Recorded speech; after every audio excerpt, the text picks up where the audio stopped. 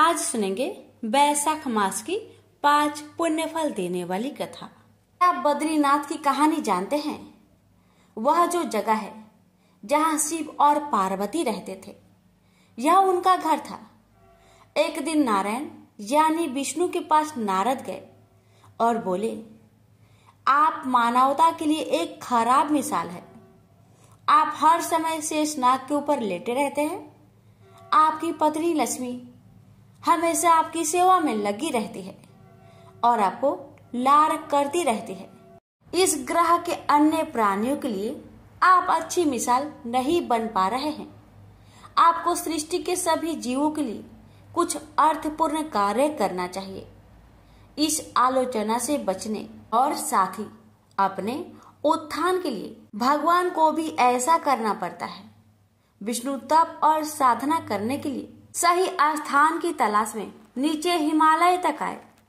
वहां उन्हें मिला बद्रीनाथ, एक अच्छा सा छोटा सा घर जहां सब कुछ वैसा ही था जैसा उन्होंने सोचा था। साधना के लिए सबसे आदर्श जगह लगी उन्हें यह। वह उस घर के अंदर गए। घुसते ही उन्हें पता चल गया कि यह तो शिव का निवास है और वह तो बड़े खतरनाक व्यक्ति है। अगर उन्हें गुस्सा आ गया तो वह आपका ही नहीं, खुद का भी गला काट सकते हैं। ऐसे में नारायण ने खुद को एक छोटे से बच्चे के रूप में बदल लिया और घर के सामने बैठ गए। उस वक्त शिव और पार्वती बाहर कहीं टहलने गए थे। जब वे घर वापस लौटे तो उन्होंने देखा कि एक छोटा सा बच्चा जोर जोर से रो रहा है। पार्वती को दया आ गई। उन्होंने बच्चे को उठाने की कोशिश की। शिव ने पार्वती को रोकते हुए कहा, इस बच्चे को मत छूना।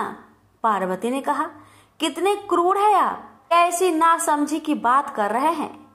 मैं तो इस बच्चे को उठाने जा रही हूँ, देखिए तो कैसे रो रहा है। शिव बोले, जो तुम देख रही हो उस पर भरोसा मत करो। मैं कह रहा हूँ ना, इस बच्चे को मत उठाओ। बच्चे के लिए पार्वती की स्त्री सुलभ मन भावना ने उन्हें शिव की बातों को नहीं मानने दिया। उन्होंने कहा, आप कुछ भी कहे, मुझे कोई फर्क नहीं पड़ता। मेरे अंदर की माँ बच्चे को इस तरह रोते नहीं देख सकती। मैं तो इस बच्चे को जरूर उठाऊंगी। और यह कहकर उन्होंने बच्चे को उठाकर अपनी गोद में ले लिया। बच्चा पार्वती की गोद में आराम से था और शिव की तरफ बहुत ही खुश होकर देख रहा था। शिव इसका नतीजा जानते थे, लेकिन करे तो क्या करे। इसलिए उन्होंने कहा, ठीक है, चलो देखते हैं क्या होता है। पार्वती ने बच्चे को खिला पिलाकर चुप किया और वहीं घर पर छोड़कर खुद शिव के साथ घर में पानी में स्नान करने के लिए बाहर चली गई। वहां पर घर में पानी की कुंड है। उसी कुंड पर स्नान के लिए शिव पार्वती चले गए। लौटकर आए तो देखा कि घर अंदर से बंद था। शिव तो जानते ही थे कि अब खेल शुरू हो गया है। पार्वती हैरान थी कि आखिर दरवाजा किसने बंद किया। शिव बोले, मैंने कहा था ना, इस बच्चे को मत उठाना। तुम बच्ची को घर के अंदर लाई और अब उसने अंदर से दरवाजा बंद कर लिया है। पार्वती ने कहा, अब हम क्या करें। शिव के पास 2 विकल्प थे। एक जो भी उनके सामने है उसे जलाकर भस्म कर दे और दूसरा वो वहां से चले जाए और कोई दूसरा रास्ता ढूंढ ले। उन्होंने कहा, चलो कहीं और चलते हैं, क्योंकि यह तो तुम्हारा प्यारा बच्चा है, इसलिए मैं इसे छू भी नहीं सकता। मैं अब कुछ नहीं कर सकता, चलो कहीं और चलते हैं।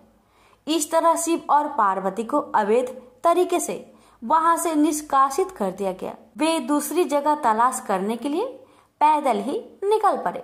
दरअसल बद्रीनाथ और केदारनाथ के बीच एक चोटी सी दूसरी चोटी के बीच सिर्फ 10 किलोमीटर की दूरी है।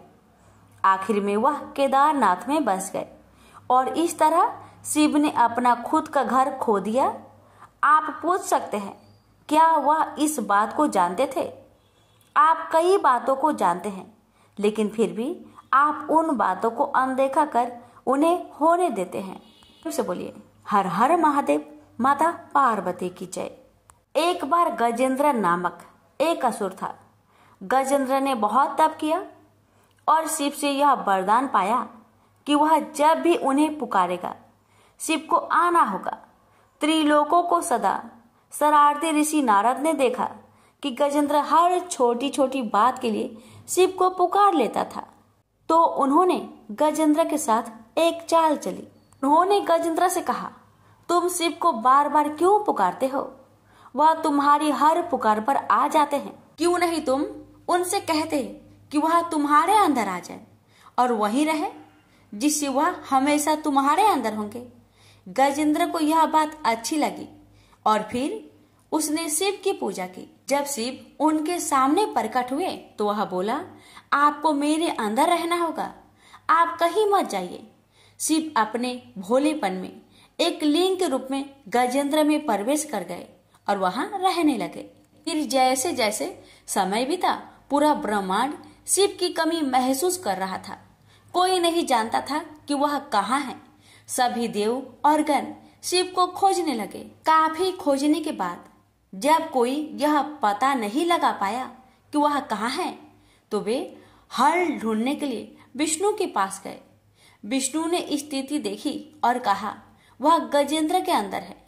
फिर देवों ने उनसे पूछा कि वे शिव को गजेंद्र के अंदर से कैसे निकाल सकते हैं, क्योंकि गजेंद्र शिव को अपने अंदर रखकर अमर हो गया था। हमेशा की तरह विष्णु सही चाल लेकर आए।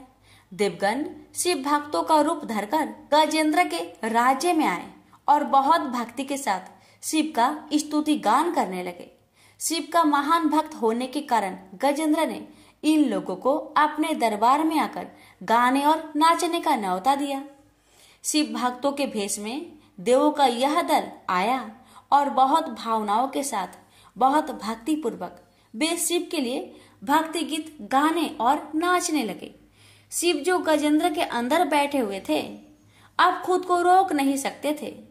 उन्हें जवाब देना ही था, तो वह गजेंद्र के टुकड़े टुकड़े करके उससे बाहर आ गए। देवताओं ने जो चाहा वह मिल गया। प्रेम से बोलिए उमापति शंकर भगवान की जय। एक बार कृष्ण के जन्म दिवस के अवसर पर सत्यभामा ने सोचा कि वो सबको दिखाएगी कि वो कृष्ण को कितना प्यार करती थी। तो उसने तय किया कि वो कृष्ण के वजन जितना सोना शहर के लोगों में बांटेगी। इसे तुलाभार कहते हैं। ये मंदिरों में होता है। लोग एक बड़ी तराजू में अपने वजन के बराबर का माखन, घी या चावल या कुछ और रखकर वो चीज लोगों में बांटते हैं।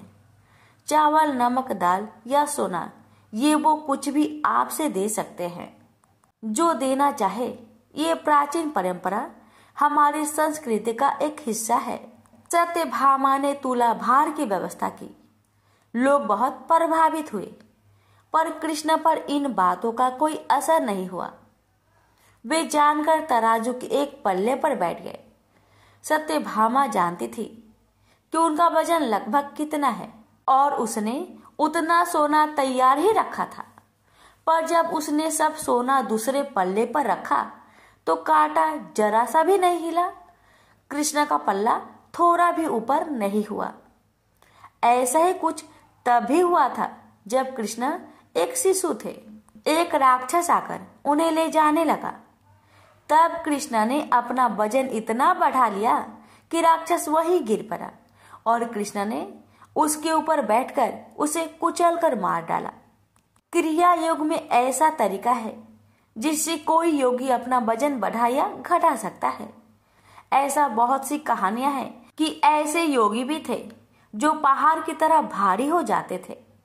तो इस बार कृष्ण अपना वजन बढ़ाकर तराजू में बैठ गए। सत्यभामा ने उतना सोना दूसरे पल्ले पर रख दिया था जितना उसके हिसाब से कृष्ण के वजन के बराबर था, पर कुछ हुआ ही नहीं। तब तक शहर के सभी लोग ये घटनाएं देखने के लिए आ गए थे। तब उसने अपने नौकरों से वो सभी गहने मंगवाए जो उसके पास थे। एक के बाद एक वो गहने डालती जा रही थी और सोच रही थी कि काम हो जाएगा, पर कुछ नहीं हुआ। तब उसने वो सब कुछ भी रख दिया जो उसके पास था, पर परला जरा भी नहीं हिला। वो रोने लगी क्योंकि ये सब उसके लिए बहुत शर्मजनक था। सारा शहर देख रहा था। उसके पास पर्याप्त सोना नहीं था। वो जो हमेशा अपनी संपत्ति के बारे में इतनी घमंडी थी, उसके पास पर्याप्त सोना न था और उसे समझ में नहीं आ रहा था कि वो क्या करे। तब उसने रुक्मणी की ओर देखा, जिससे वो बहुत जलती थी और हमेशा परेशान रहती थी। उसने रुक्मणी से पूछा, अब मैं क्या करूं? क्योंकि ये बात सिर्फ मेरे लिए ही नहीं, पर तुम्हारे और हम सब के लिए बहुत शर्मजनक है। मैं क्या करूं? तब रुक्मणी बाहर गई और तुलसी की पौधे के 3 पत्ती उठा लाई। जैसे ही तुलसी के वे पत्ते उसने तराजू के दूसरे पल्ले पर रखे, कृष्ण का पल्ला तुरंत ही ऊपर आ गया। प्रेम से बोलिए श्री कृष्ण भगवान की जय। एक बार की बात है, राधा रानी को एक सर्प ने काट लिया। राधा जी की सभी सखियां दौड़ी दौड़ी माँ के पास आई और कहती है, अपनी बेटी को देखो, एक काले सर्प ने इसे डस लिया है। और राधा के सिर से दोहनी गिर गई और वो बेहोश हो गई। अब इसके विष को उतारने के लिए किसी गुनी को बुलाना पड़ेगा। माँ डर गई और रोते रोते राधा जी को अपने हृदय से लगा लिया। एक सखी कहने लगी, यदि राधा जी को ठीक करना है तो कृष्ण जी को बुला लाओ। अगर कृष्ण जी आ जाएंगे तो राधा जी तुरंत ही जीवित हो जाएगी, क्योंकि कृष्ण जी गरुड़ी हैं। तीनों लोकों में उनसे श्रेष्ठ कोई नहीं है। सूरदास जी बता रहे हैं कि राधा रानी को ठीक करने के लिए आज कृष्ण जी को बुलाया जा रहा है। अब राधा रानी की सखिया कृष्ण जी की मैया यशोदा के पास आई हैं और कहती है, तुम्हारा कृष्ण सांप के विष को मंत्रों से उतारने वाले गरुड़ी है। आप अपने पुत्र को हमारे साथ भेज दो। राधा रानी को काले सांप ने डस लिया है। ये सब सुनकर माँ मुस्कुराने लगी कि अभी थोड़ी देर पहले तो राधा मेरे घर आई थी। राधा रानी की मूर्छा के मूल कारण को समझकर माँ यशोदा चुप हो गई और सखियों को अपने हंसने का कारण नहीं बताया। माँ ने कृष्ण जी को पुकारा और माँ कहती है, राधा के यहाँ कीर्ति नाम की ग्वालिन तुम्हें बुलाने आई थी। तुम वहां चले जाओ। राधा को काले सांप ने डस लिया है और तुम कब से गरुड़ी बन गए लल्ला। जल्दी जाओ और उसका विष गार आओ। माँ ने मन ही मन मुस्कुराकर कहा, कृष्णा, सुना है तुम कुछ ऐसा मंत्र जानते हो कि काले सांप का विष उतर जाता है। भगवान कृष्ण जी गरुड़ी बनकर वहां गए। जब वृषभानु सुता राधा ने सुना तो मन में प्रसन्न हुई कि कृष्ण आज मेरे द्वार पर आए हैं और अपने आप को राधा जी धन्य समझने लगती है। प्रेम बस में वह एकदम मुरझा गई और राधा जी की आंखों से प्रेम के आंसू गिरने लगे। राधा को इस प्रकार देखकर माँ भी व्याकुल हो गई। वे समझने लगी कि राधा के एक एक अंग में विष का गहरा प्रभाव हो गया है। माँ रोती रोती व्याकुल होकर इधर उधर फिर रही है। वे अपनी पुत्री को बार बार गले से लगाती है और राधा की दशा देखकर पानी पानी हो रही है। कृष्ण के आने की खबर पाकर माँ दौड़कर आई। कृष्ण जी की पैरों को पकड़ के कहने लगी, हे मोहन, मेरी लाडली बेटी राधा बहुत ही व्याकुल है। कृपा करके इसे ठीक कर दो। माँ चाहे जो समझे, लेकिन प्रेम पूर्ण हृदय के प्रेम भाव को तो राधा और कृष्ण दोनों ही समझ रहे हैं। तब कृष्ण ने कुछ झाड़ फूक करने शुरू कर दिया और राधा जी को स्पर्श किया। जैसे ही उन्होंने राधा जी को स्पर्श किया तो एकदम से किशोरी जी श्री राधा रानी ने आंखें खोल दी। श्री कृष्ण जी वास्तव में बहुत बड़े गरुणी हैं। शरीर का विष तो उन्होंने झाड़ दिया, लेकिन मन और सिर पर प्रेम का जादू कर दिया। अब राधा जी ने होश में आकर अपने नेत्र खोले और आगे कृष्ण जी को खड़ा देखा तो बस एकटक निहारती रही। फिर लाज से एकदम खड़ी हुई और अपने अंग वस्त्र को संभालने लगी। फिर राधा जी अपनी माँ से पूछती है कि आज क्या है, सब लोग इकट्ठे क्यों हैं? माँ ने कहा, राधा, तुम्हें सांप ने डस लिया था और तुम्हें अपने तन मन की सुधि नहीं रह गई थी। माता राधा को बताने लगी कि कृष्ण ने मंत्रों के द्वारा तुम्हारा उपचार किया है। राधा की माँ बार बार कुंवर कन्हैया की बड़ाई कर रही है। माँ ने कृष्ण जी के मुख को चूमा, गले से लगाया और फिर अपने घर भेज दिया। वह कहती है कि माँ यशोदा की कोख धन्य धन्य है, जिससे कृष्ण जैसे सुपुत्र का अवतार हुआ है। इसने तो तुरंत ही ऐसा उपाय कर दिया कि मेरी मरी हुई बेटी को जिंदा कर दिया। माता मन ही मन सोचती है कि राधा कृष्ण की यह जोड़ी तो मानो भगवान ने सोच समझकर बनाई है। वज्र के घर घर में यह चर्चा चल पड़ी कि कृष्ण जी बड़े ही गरूरी है। भगवान ने इस तरह से बहुत सी सुंदर प्रेम लीलाएं ब्रज में की है। प्रेम से बोलिए राधे राधे। एक समय देवता इंद्र ने उनकी धर्म निष्ठा का परीक्षा लेने का निश्चय किया। इसके लिए इंद्र ने बाज और अग्निदेव ने कबूतर का रूप बनाया। कबूतर बाज के डर से भयभीत होकर महाराज उसी नर की गोद में छिप गया था। उन्होंने जब कबूतर को अपनी गोद में आया देखा तो उसे धीरज देते हुए कहा, कपोत, अब तुझे किसी का डर नहीं है, मैं तुझे अभय देता हूँ।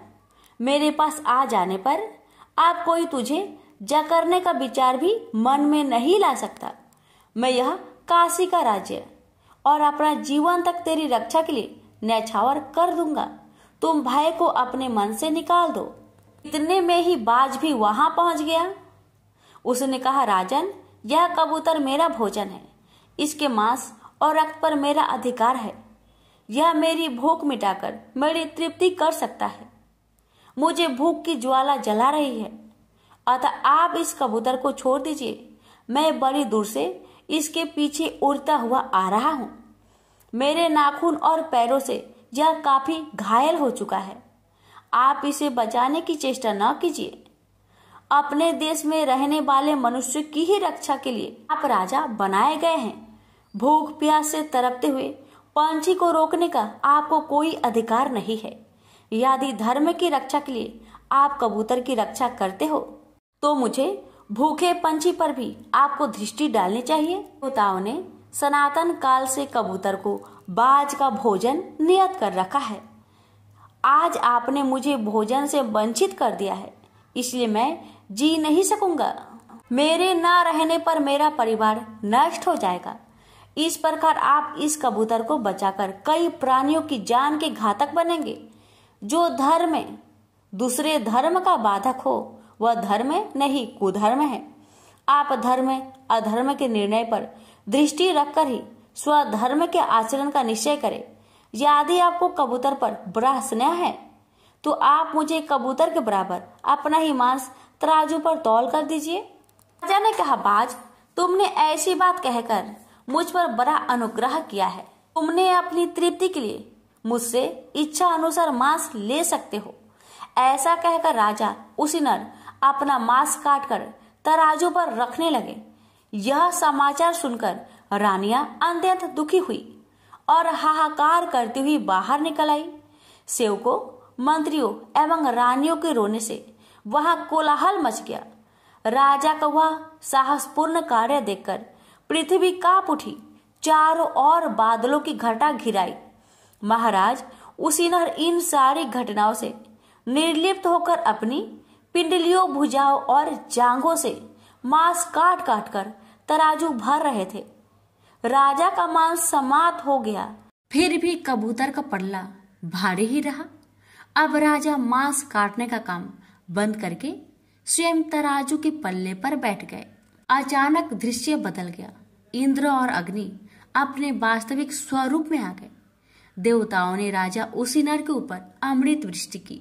उनका शरीर दिव्य हो गया। इतने में ही आकाश से एक दिव्य विमान उतरा। इंद्र ने महाराज उसी नर से कहा, राजन, हम आपकी परीक्षा लेने के लिए आए थे। संसार के इतिहास में आप जैसा त्यागवीर कोई नहीं है। आप अपनी परीक्षा में सफल हुए। अब आप इस विमान पर बैठकर स्वर्ग पधारे। जो मनुष्य अपने शरणागत प्राणियों की रक्षा करता है वह परलोक में अक्षय सुख का अधिकारी होता है। सत्य पराक्रमी राजश्री उसी नर अपने अपूर्व त्याग से तीनों लोकों में विख्यात हो गए।